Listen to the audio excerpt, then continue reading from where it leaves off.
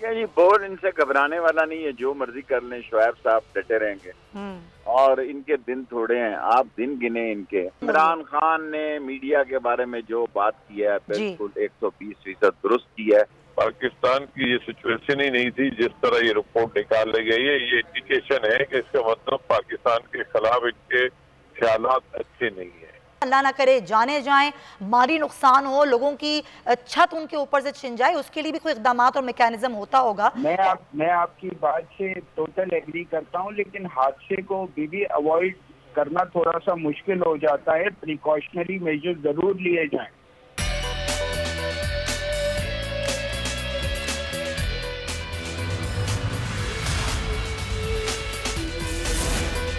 Welcome back to the show नाजरीन। एक तरफ मुल्क की मईशत की हालत ख़राब है, दूसरी जानिब जब इस पर बात की जाती है, आज़ादी सहाफ़त का गला घोटने की कोशिश की जाती है। बोल न्यूज़ हमेशा हक़ और सच की आवाज़ बुलंद करता है और सहाफ़ी भी बोल के हमेशा हक़ और सच की बात करते हैं, लेकिन उसके बाद इस तरह के बयानात को तोड़ मरोड़ के पेश किया जाता है। बोल पर झूठे मुकदमा दर्ज किए जाते हैं। इस पर पाकिस्तान तहरीक इंसाफ के चेयरमैन इमरान खान ने क्या कहा, ज़रा सुनिए। किसी जमहूरियत के अंदर इस तरह मीडिया के ऊपर पाबंदियां नहीं लगती। वो सहाफी जो मुहिब्बे वतन पाकिस्तानी समझे जाते हैं, उनके ऊपर केसेस किए जा रहे हैं। इमरान रियाज खान पे, अरशद शरीफ पे, समी इब्राहिम पे, साबिर शाकिर पे, बोल टेलीविजन उसका जो शुएब उनका जो हेड है उसके ऊपर केसेस। इसी पर हम बात करेंगे। हमें ज्वाइन कर रहे हैं अवामी मुस्लिम लीग के सरबराह शेख रशीद अहमद साहब। शेख साहब बहुत शुक्रिया। बोल ने तो हमेशा ही हक़ और सच की आवाज़ बुलंद की है, लेकिन झूठे मुकदमे बनाए गए हैं, हमेशा झूठे मुकदमात पर फंसाया गया है। इस पर आप क्या कहेंगे? क्या जी, बोल इनसे घबराने वाला नहीं है, जो मर्जी कर लें, शुएब साहब डटे रहेंगे और इनके दिन थोड़े हैं। आप दिन गिने इनके। इनका यही काम है, गंदे काम करना और बोल को, ARY को, दूसरे चैनलों को डराना। इंशाअल्लाह ताला आप देखेंगे कौम जिंदा कौम है, बेहतरी की तरफ जाएगी। ये जलील और रुसवा होंगे। 230 रुपए का घी बढ़ाया है इन्होंने एक दिन में। 30। शेख साहब, मूडीज की रिपोर्ट भी तो आपके सामने है, किस तरीके से जो मुकामी करेंसी है, गैर मुल्की करेंसी है, वो गैर मुस्तहकम। इमरान खान ने मीडिया के बारे में जो बात की है बिल्कुल 120% दुरुस्त की है और मीडिया अब देखा भी वही। जी शेख साहब, आपको आवाज आ रही है मेरी? शेख रशीद अहमद साहब हमारे साथ मौजूद थे, सरबराह अवामी मुस्लिम, और उन्होंने इज़हार यकजहती भी किया है। उन्होंने इस बात को इंडोर्स भी किया है कि हमेशा बोल ने हक़ और सच की आवाज़ बुलंद की है और ये कभी आवाज़ जो बिल्कुल भी दबाई नहीं जा सकती। और हमारी हमेशा ये कोशिश रही है नाजरीन कि आप तक हक़ और सच पहुँचाया जाए, सही तौर पर खबर पहुँचाई जाए। हमने कभी किसी का बयान सियाक़ो सबाक़ से हटकर पेश नहीं किया है। यही हमारी काविश है और ये काविश हम हमेशा करते हैं। दीगर खबरों की जानिब बढ़ेंगे और कराची का मशहूर सुपर स्टोर जिसमें लगी आग को 30 घंटों से ऊपर हो चुकी है और अभी तक ये आग बुझाई नहीं जा सकी है। एक रिहायशी इमारत है जिसके नीचे ये सुपर स्टोर कायम किया गया था। इसकी बेसमेंट जो कि पार्किंग के लिए दी गई थी, उसको बाद में गोदाम में तब्दील किया गया। सूरत हाल क्या है, क्योंकि इमारत को भी खाली करवा लिया गया है, यहाँ पर लोग रहते हैं, रिहायशी इमारत है और एक शख्स जो है वो इसमें जाँ बहक और कई जख्मी भी हुए थे। इसी पर बात करेंगे। हमारे नुमाइंदे कामरान मिन्हास हमारे साथ मौजूद हैं। कामरान, अभी क्या सूरत हाल है इस सुपर स्टोर में? आग पर काबू पाया गया अब तक? सुपर स्टोर जेल चुरंगी पर जो आग लगी थी उसको जो है अब तक जो है काबू में नहीं ला सका फायर ब्रिगेड का अमला, और इस वक्त भी जो है सुपर स्टोर की बेसमेंट में जो है आग इस वक्त भी भड़क रही है और उसको जो है बुझाने की कोशिश की जा रही है। फायर ब्रिगेड का अमला जो है 13 गाड़ियों के साथ यहाँ पर काम कर रहा है। वाटर हाइड्रेंट पंप जो है कराची में, वहाँ पर इमरजेंसी नाफिज है और हम वक्फे से देख रहे हैं कि जो टैंकर है पानी के वो यहाँ पर पहुँचाए जा रहे हैं और ख़ास तौर पे बेसमेंट को जो है टारगेट किया जा रहा है कि किसी तरह यहाँ से जो है आग बुझाई जा सके। हमारे जो फायर ब्रिगेड के ज़राए हैं उनसे जो हमारी बात हुई है, जो अंदर जा रहे हैं कुछ हद तक बेसमेंट के जो है अंदर दाखिल हुए हैं और उन्होंने आग बुझाने की कोशिश की है। उनका कहना यह है कि जो बिल्डिंग है वो मखदूश होती जा रही है और बिल्डिंग का जो पिलर है उनके सरिये नज़र आने शुरू हो गए, लेकिन आग पर जो है अब तक काबू नहीं पाया जा सकता है। तो सूरत हाल जो है इंतहाई तशवीशनाक दिखाई देती है। फायर ब्रिगेड जो है अमली तौर पर यहाँ पर नाकाम नज़र आ रहा है। फायर ब्रिगेड के जानिब से दावा किया गया था सुबह के 5 से 6 घंटे में जो है आग पर काबू पाकर कूलिंग का अमल कर दिया जाएगा, लेकिन ऐसा कुछ नज़र नहीं आता। इस हवाले से जो अब हमारी फायर ब्रिगेड हुकाम से बात हुई है, उनका कहना है कि आग पर कब तक काबू पाया जाएगा ये कहना जो है कबल इस वक्त है। फायर ब्रिगेड जो है अपनी पूरी ताकत, कुव्वत और मेहनत के साथ जो है आग बुझाने की कोशिश कर रहा है। सूरत हाल है। कामरान मिनाज, बहुत शुक्रिया आगाह करने के लिए। क्या सूरत हाल होती है जब आग को तीसरे दर्जे की करार दिया जाए, तो क्या टेक्निकल मामलात होते हैं आग बुझाने के लिए? इस पर बात करेंगे। हमें ज्वाइन कर रहे हैं मोहम्मद इम्तियाज़ साहब, जो कि फॉर्मर चीफ फायर ऑफिसर हैं, उनसे बात करते हैं। इम्तियाज़ साहब, बहुत शुक्रिया आपके वक्त का।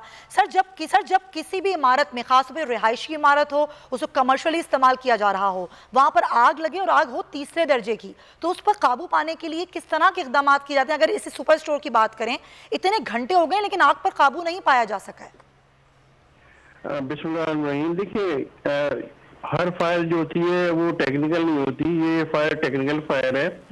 बेसमेंट में हमें रास्ता नहीं होता, लेकिन हमारे पास होते हैं ग्राउंड मॉनिटर्स, हमारे पास होते हैं इजेक्टर्स होते हैं, फोम हमारे पास जनरेटर होता है, जिसकी वजह से हम धुआं निकालते हैं।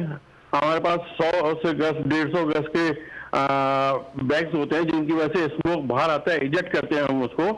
तो वो टेक्निकल इक्विपमेंट इस्तेमाल नहीं किए गए। ग्राउंड मॉनिटर्स को हम लेके जाते हैं, अंदर ड्रॉप कर देते हैं, जहाँ तो वो फंक्शन इस्तेमाल करते ही शुरू में स्मोक डिटेक्टर से स्मोक बाहर निकालते, तो ये जाके हम कवर कर लेते। दूसरी बात, ये जो टेक्निकल गलती की गई कि हमने कहीं से दीवार तोड़ी है, ट्रायंगल ऑफ फायर को ब्रेक करना चाहिए। उस दीवार तोड़ने का नतीजा रिवर्स हुआ कि एयर मिली और एयर ने जो है ना मजीद फायर को बढ़ाया है।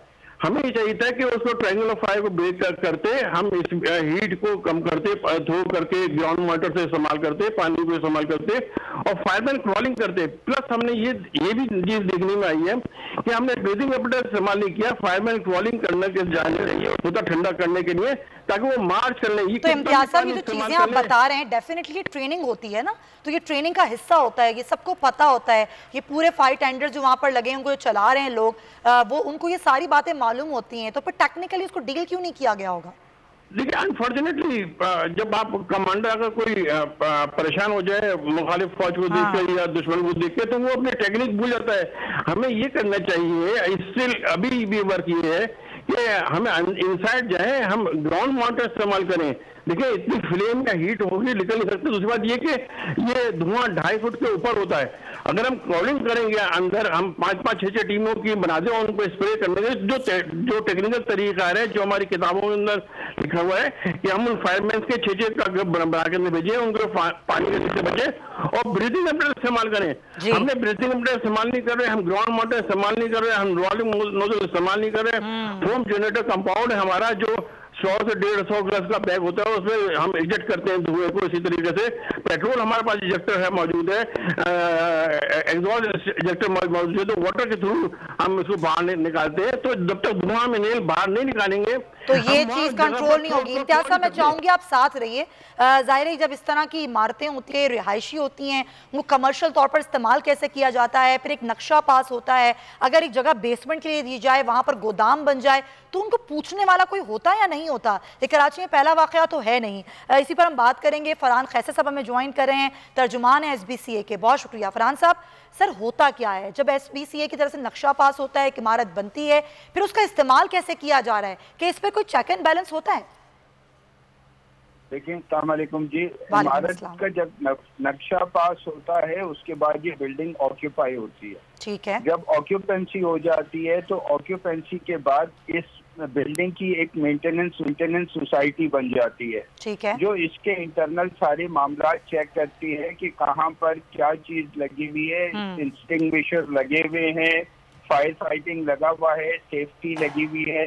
ये सारी चीजें उस कमेटी की जिम्मेदारी होती है, जो उस बिल्डिंग की नॉमिनेटेड कमेटी होती है। अच्छा। अब under construction SBCA check and balance रख सकता है, लेकिन वो बिल्डिंगें जो सालों से आबाद हैं तो आप खुद ही समझ सकते हो कि उसमें रहने वालों। सॉरी टू कट यू, ये नॉमिनेटिंग कमेटी जो होती है, ये रिपोर्ट किसको करती है? देखिए जी, हमारी होती है डेंजरस बिल्डिंग कमेटी जो इन चीजों को इंस्पेक्ट करती है और वो रिपोर्ट करती है डायरेक्टर जनरल को, और डायरेक्टर जनरल फिर हायर फोरम पे रिपोर्ट करता है। अच्छा, और अगर जैसे कोई इमारत जिसको ये कहा गया हो कि इसकी जो बेसमेंट है वो पार्किंग के लिए इस्तेमाल होगी और उसको फिर गोदाम में तब्दील कर दिया जाए और एक अरसे से वो गोदाम के तौर पर इस्तेमाल हो रही हो, कोई एग्जिट वहां पर ना हो, तो इसको देखा जाता है? कोई चेक एंड बैलेंस होता है इस तरह का?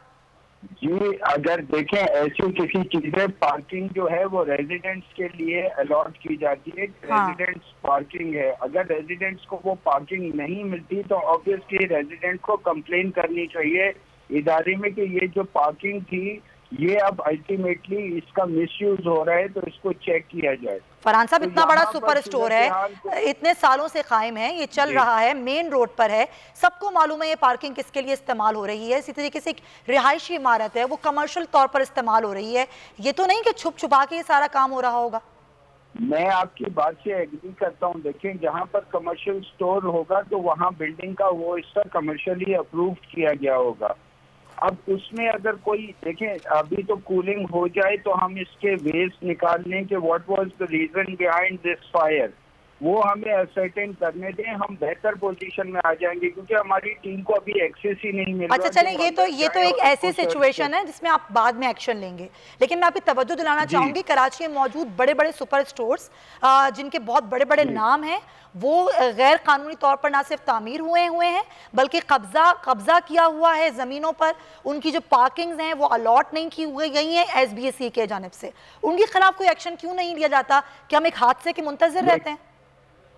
मैं आपकी बात से एग्री करता हूं, अगर आप कह रहे हो तो बिल्कुल ऐसा ही होगा, लेकिन अगर आइडेंटिफाई कर देना आदमी किसी चीज को कि ये वाली जगह है और इस पे मिसयूज हो रहा है, तो हम आप बेहतर पोजीशन में। सर, हमारा काम है सवाल उठाना, आपका एक इदारा है, आपके पास जो इन्फॉर्मेशन होगी, जो डॉक्यूमेंटेशन होगी, डेफिनेटली वो मीडिया के पास नहीं होगी। ये एक्शन तो आपको खुद लेना चाहिए।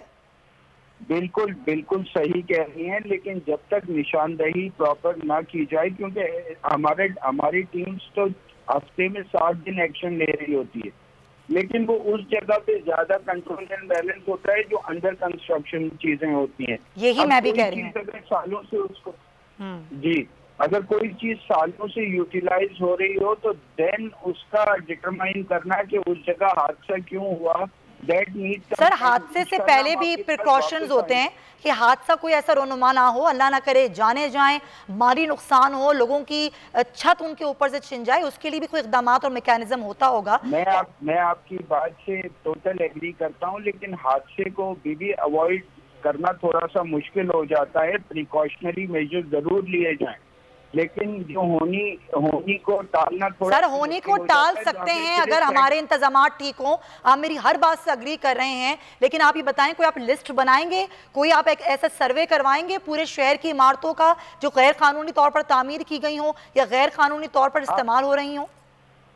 हम सिर्फ वेट कर रहे हैं कि फैक्ट्स एंड फिगर्स सामने आ जाए, हम आपको पूरा शेयर सर्वे आपके साथ। सर, ये फैक्ट्स एंड फिगर्स कौन देगा फरहान साहब आपको?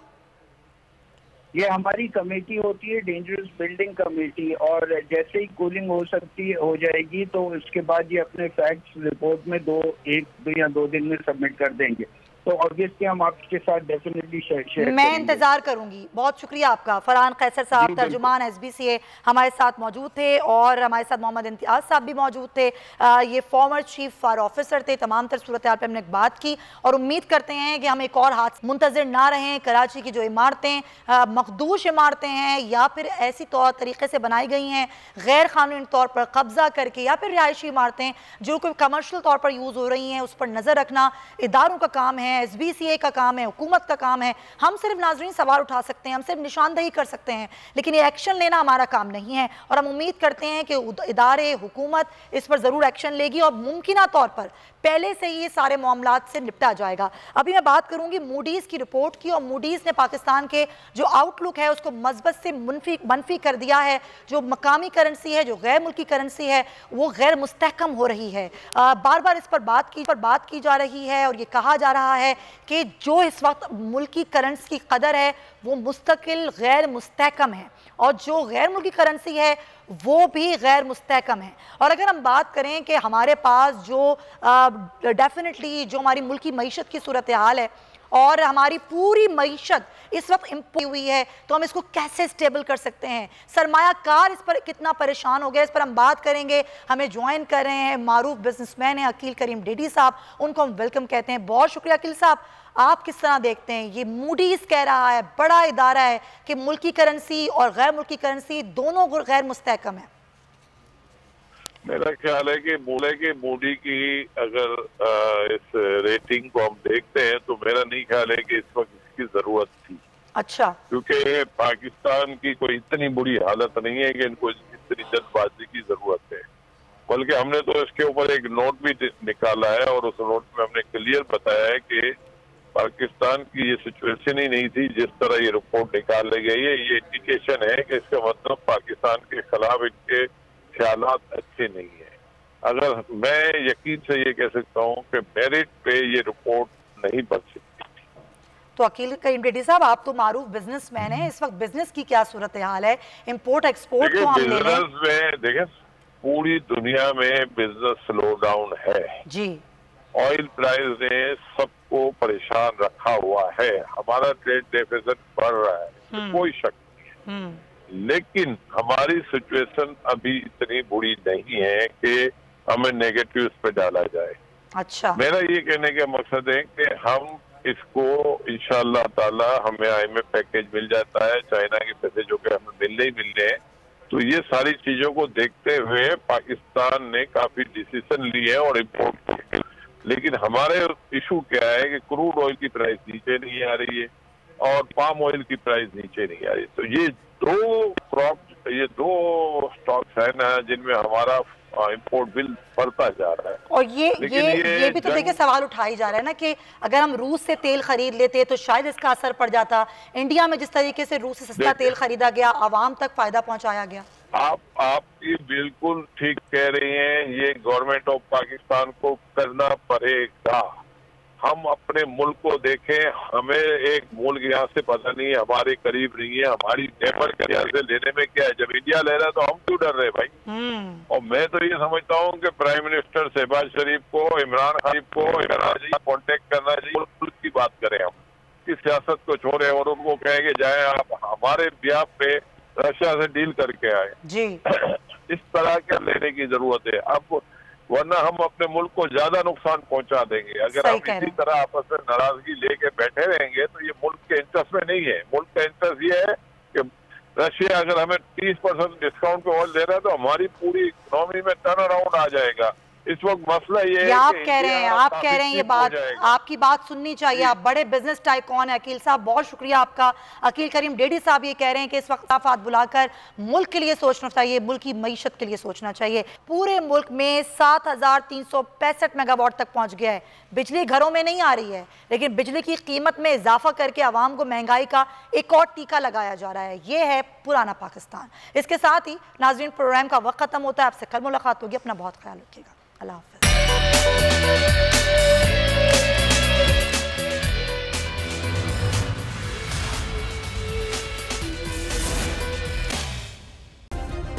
सब्सक्राइब करें और बेल दबाएं ताकि कोई खबर रह न जाए।